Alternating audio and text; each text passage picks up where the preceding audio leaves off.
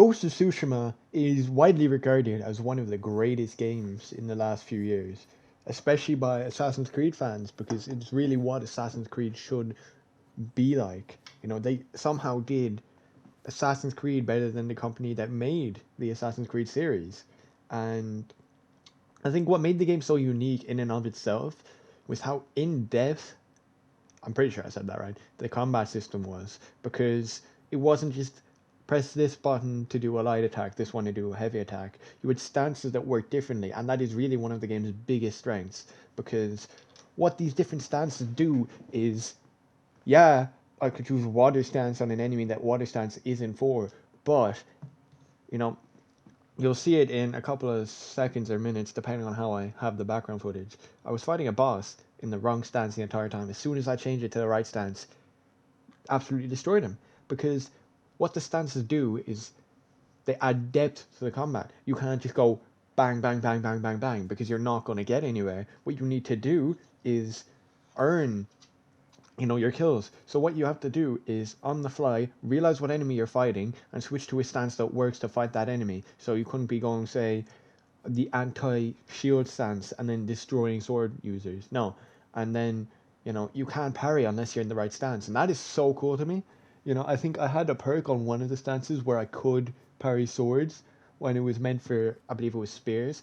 But you know the rest of the time, if you're in like a brute killing stance, you can't just use that to beat up everyone, because it's not effective. And the different stances really do a lot, because yeah, you could just go purely for skill or give yourself a challenge while fighting by using a not right stance, or you could use the perfect stance and have an easy time. Like a lot of them, if you're using the perfect stance, one fully charged heavy attack can kill a single enemy in one shot.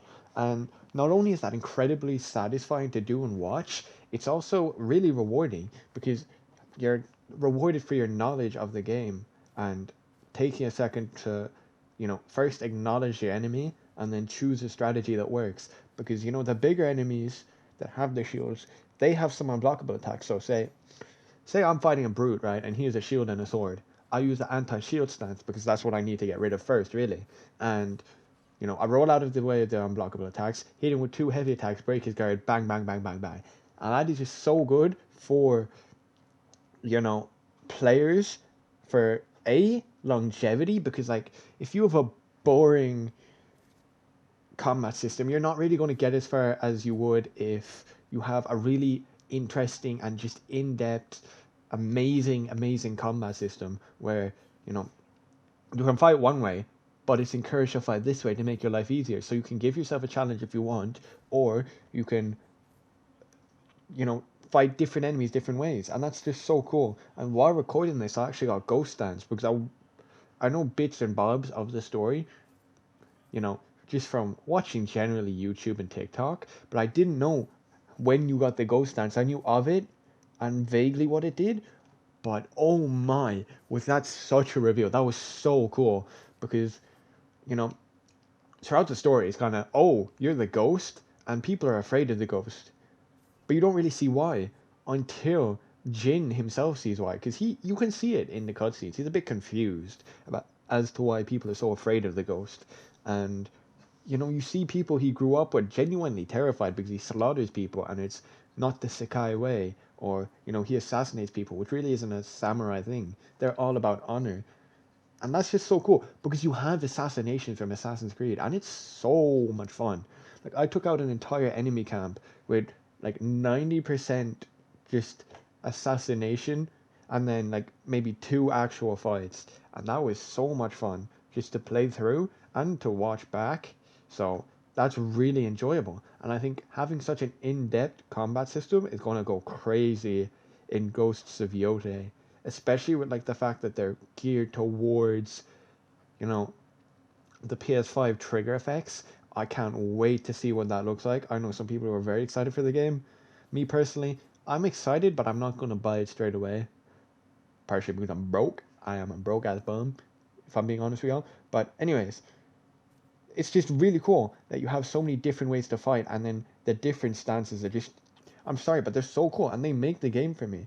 because with these different stances, you get so many more ways to fight people. Because you can go from, to some boring ass bing, bing, bing, bing, bing, bing, bing, bing, bing, bing, bing, just spamming the button over and over again. Because as much as I love Spider-Man, if you're not using the gadgets, the combat gets really boring.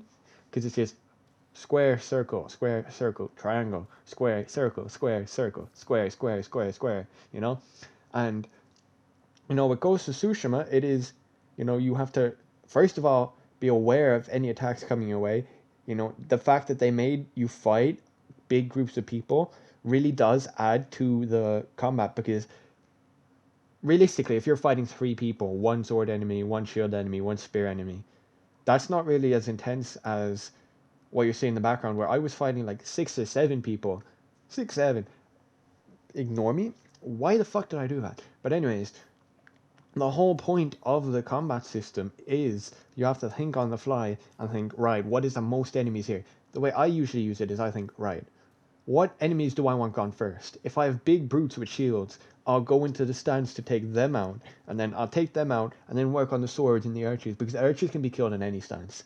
But the rest of the enemies have specific stances you need to use to beat them, and if you're using the wrong stance, it's going to take a lot more time to beat the enemy. Like, you still can, as you saw by the boss fight, but in having a specific proper stance, it makes your life a whole lot easier and a whole lot cooler, because they all like have different animations, and that is so cool to me, because I've been playing a lot more story games now that I've kind of quit competitive games as my main genre. I do have a video on the finals coming out this week and one on Marvel Rivals, but other than that, I don't really play competitive games anymore. I just like to chill on story games, and it has done so much for my mental, by the way, so I would recommend that. But also, just I never got around to completing Ghost of Tsushima, because I was in a variety-esque stage, because my channel was at like 50 subscribers when I first played through it.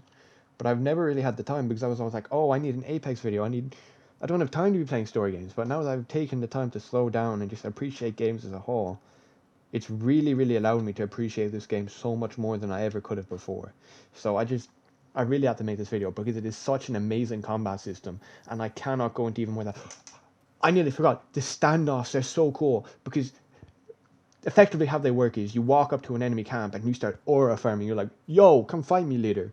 And you have to wait for them to open themselves up. So if you go too early, they get a free hit on you. If you go too late, they hit you, right? So when they go to attack you, they're open, so you go whoosh, one shot them. That is so cool, and I love that feature. And I like the way that the combats, as you go through the story, it gets more and more brutal to reflect, this isn't just a samurai anymore. It is the Ghost of Tsushima, and it's not so much just an honor thing. It is doing what the land needs to be protected, and protecting Tsushima no matter the cost, regardless of honor and all that. So I love this game. I'm not going to yap any longer. I've said what I need to say, and I'm not going to flesh out this video to ungodly long, proportions when I don't need to. I've said what I need to say. You've seen the background audio. Now go play the game yourself. Thank you for watching. Please do leave your thoughts on the combat system down below.